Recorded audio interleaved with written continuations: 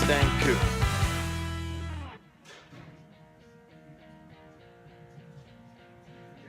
So Ed's telling me this is where all the foreign stuff was, and he doesn't know where the cars went. They're just not here anymore. They were just here yesterday. There's a couple of foreign cars. I imagine they're going to turn this into a showroom, and they've moved those cars to another part of the building. Yeah, that's going to be set up as the foreign area. There's something always going on, and there's a boat over there.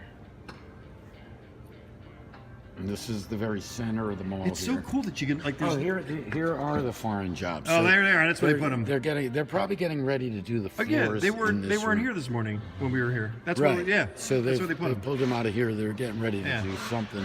Yeah, and what's cool about this place is like there's no ropes around these cars. You know what I mean? They're like all of them can be like museum pieces.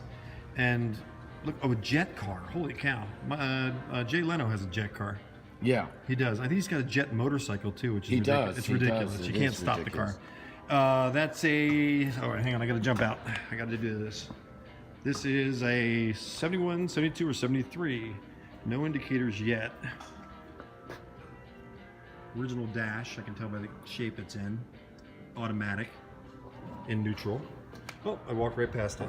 1973, which we would have figured out in a second, and I'll show you why. This is a 73. Mustang Convertible, and the way you can tell a 73 all the time is it's the only body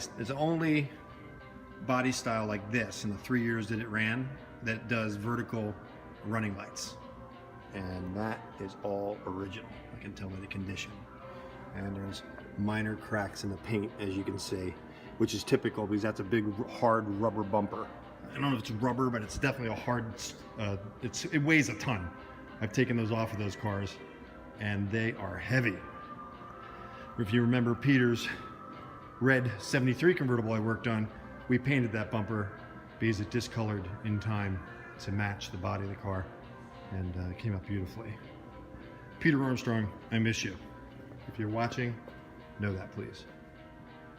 All right, there you go. All right, thanks, Ed. Thanks for being patient with me. You got it. I got to talk about the jet car. You want to talk about the jet car? This jet car is it's powered by a 1958 Westinghouse jet engine, 7,000 horsepower. Comes out of a McDonnell Douglas fighter jet, a Banshee fighter jet. How much horsepower again? 7,000.